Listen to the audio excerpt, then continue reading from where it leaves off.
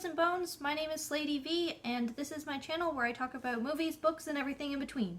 And occasionally my journey as a writer/artist. I guess I've made it as a booktuber or Twitter reviewer or something because I've been reached out to by an anthology publication to read and review their book. This is the first, I don't know if you'd call it a collaboration, but book of which I have been prompted and given to review, so I just want to be very clear about that because I am never someone that is going to be swayed by, let's just say, the social aspects of this sort of business. For someone that is so inherently honest as myself, I literally, if you will come to know, I cannot lie. It's very hard, and you can tell when I'm doing it.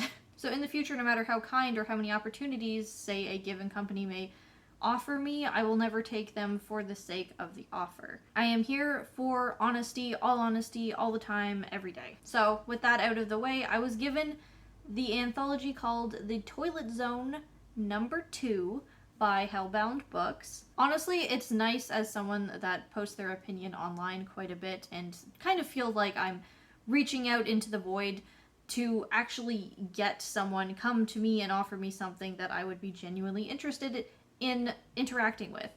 A lot of the times you get a lot of blank emails, or not blank emails, but formulated messages from authors or publications that are just like, hey, we see you review things, do you want to review this thing? And it is absolutely so opposite to anything that you should know I would want to read if you read any of my reviews in the first place. It just goes to show that a lot of places don't put much consideration into the people that they reach out to. They're just throwing blind tethers out into the world to try and find more people to interact with their work. But Hellbound Books very clearly spent time getting to know what I would appreciate and offering me something that they thought I would like, which was just very nice.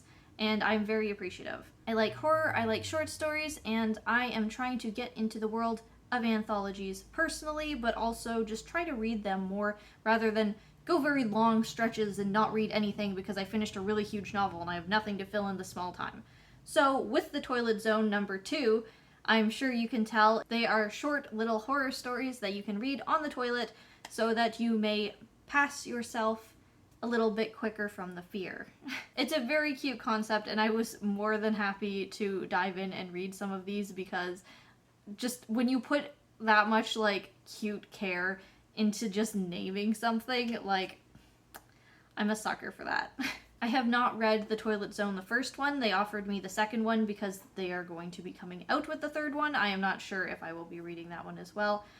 They have offered, if everything goes according to they don't hate my review, more of their content in the future, but not for a little while. I'd like a little break, and I need to finish what I'm already reading. So yes, overall, The Toilet Zone is a collection of short horror stories meant to be read within short snippets. Obviously for me as a slow reader, it took me a lot longer. This is not something that I would read in one go on the toilet, but for an average person, I can totally understand that this suits your needs. I think I would need a flash fiction collection personally, but they were the perfect length for me to read over my 40 some odd minute break at work every day, and over the last month and a half, I have finished the collection.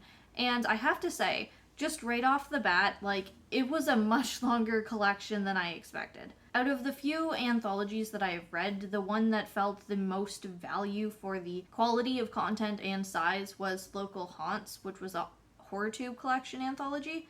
But other smaller works like Little Birds I felt like wasn't worth the money, and I read it in one complete sitting, which wasn't optimal. It is nice that to get an anthology that is as large as a real novel, but it is full of just so many short stories that you can feed yourself over time. If you're not feeling in the mood for one type of story specifically, then you can just move on to another one of a different length.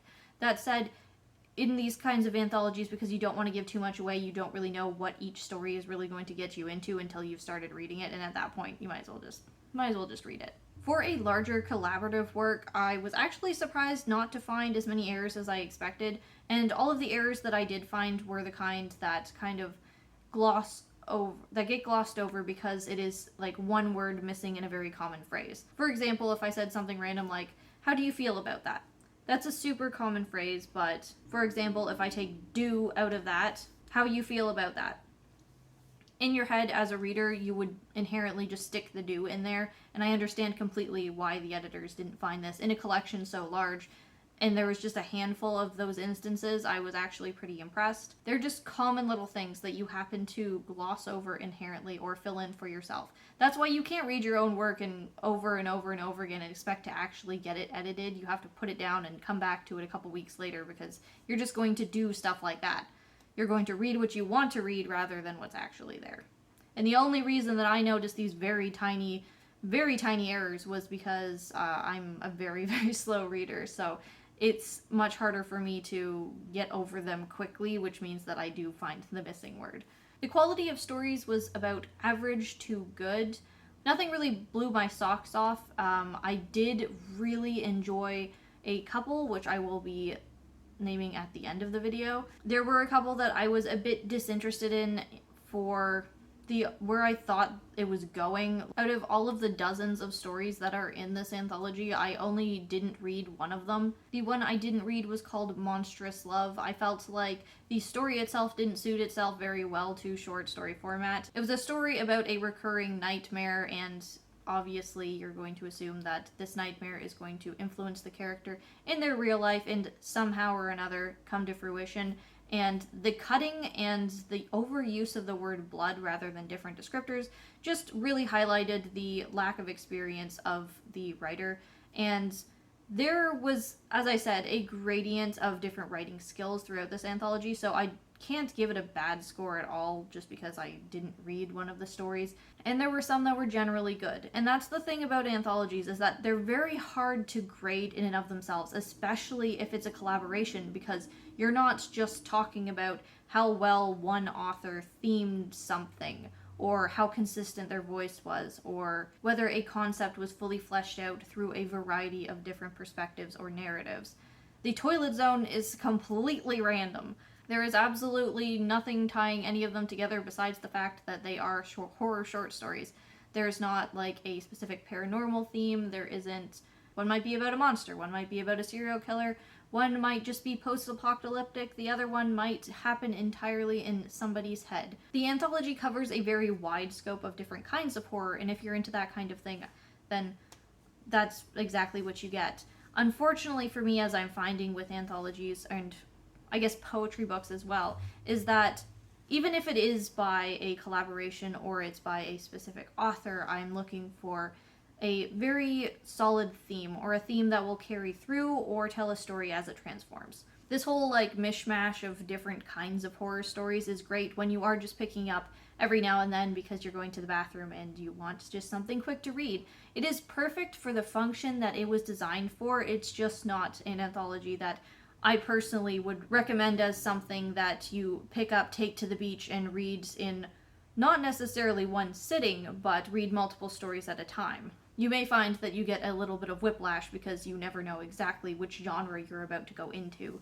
And if there's a genre that you are specifically looking for, which is my problem, because if I get on one track, then I want a bit more of that, then it doesn't flow into one another at all. I feel like there was a good balance in this book of not just the quality of writing from average to good, but also the more familiar to the a bit strange. In and of that self, that did come with the quality of writer, as the lesser writer something more familiar, and the better writer something that is more abstract and unexpected. There were quite a few stories where you're going through the same sort of motions as something that you feel you've done before. For example, like you can't really rewrite what a vampire is if you are just making a quick short story about vampires. You have to use the trope that you have. Many of these stories were very tropey. One being Dear Diary was very much just a writer taking on the task of trying to tell a very common story that we've all heard before. But that doesn't in and of itself make it bad in any way.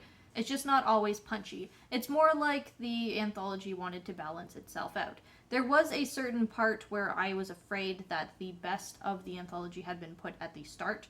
I was hitting like a later middle part of the book where I was quite disinterested in the stories that I was getting personally. That's just my personal opinion. I was not super into that kind of horror, but they brought it back with the last couple, so I'm pleased to say that it's not a book where I can inherently say, read the first half because it's better, or read the second half because it's better. In a lot of cases, because the style and the quality varies, there are many that I would put at a solid 3 stars, which is good, but missing something. Just that little thing over the edge. And at the same time, if you're being in a collective anthology, you don't want to be too punchy. So, like, what am I asking for? I don't know.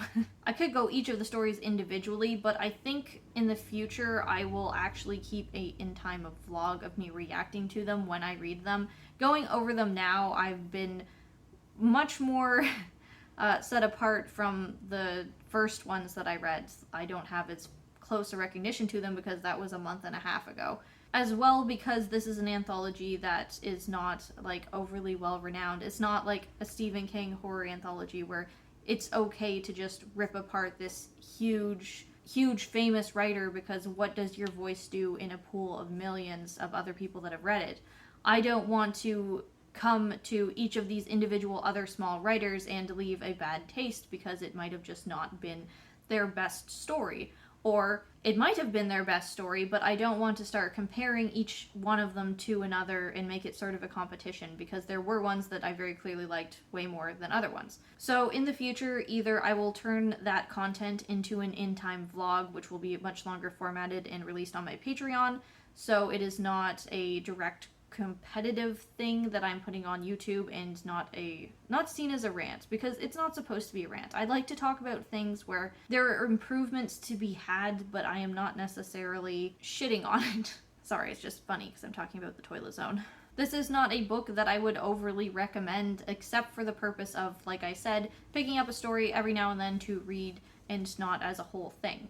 It totally earns its value that way, but on the other hand, it is not something that I personally am putting very high on my rating system, or would recommend to get over something, for example, that you would like to have a theme, a story, or like a showcasing of a specific writer. I find with these anthologies, I'm kind of reading them, and I feel like I get a feel for some of the writers, but at the same time, there was just so many of them that I didn't take the time to go and find each of them and interact with each of their content outside of this, which is the whole point of anthologies, and I'm just doing it wrong, and I completely admit that. Like, I'm doing it wrong.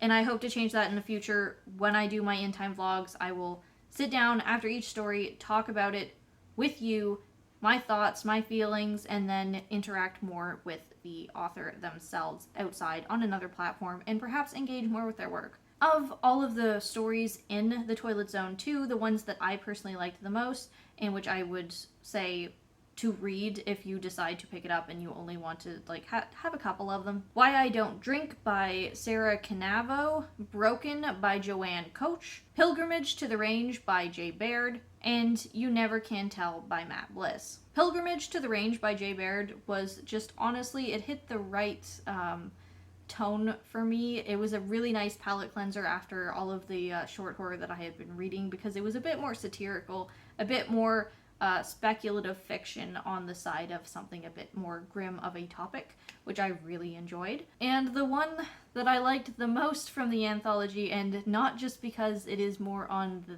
theme of the anthology, as in The Toilet Zone, was Broken by Joanna Koch. I don't know what it says about me that it was my favorite. It's a little alarming.